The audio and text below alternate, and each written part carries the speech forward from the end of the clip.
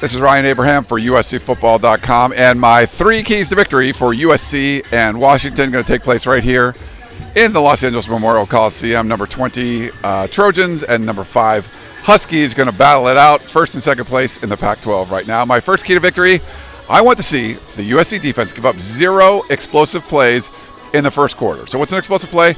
An offensive play that gets 20 yards or more. Washington is actually 3rd in the country on such plays. They have 56 plays of 20 yards or more on the season. USC's defense is one of the worst in the country, allowing 55 plays, 20-yard or more plays on the season. So something's got to give.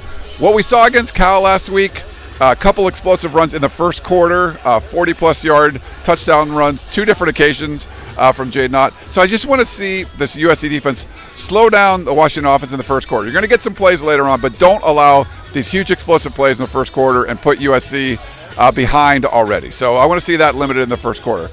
Key number 2, I want to see at least 2 turnovers forced by the Trojans. Washington on the season is giving up 1.5 turnovers per game.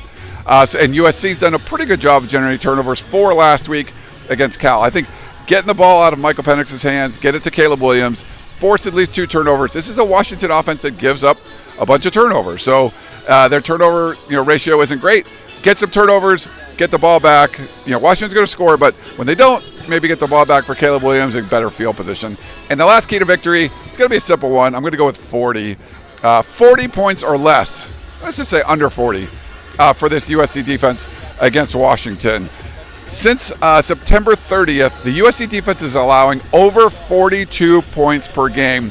3rd worst overall in FBS, not in the Power 5 in FBS. So it's like a 131. That's terrible.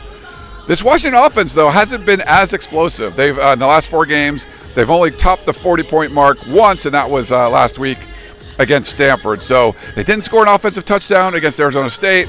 Arizona, Michael Penix didn't throw a touchdown pass. There's some stops to be had. So, yeah, okay, give up 38 points to Washington. Don't give up over 40. I think if USC is able to keep Washington under 40 points, they should be able to win the game. All right, this is Ryan Abraham, USCFootball.com, and my 3 keys to victory for USC versus Washington.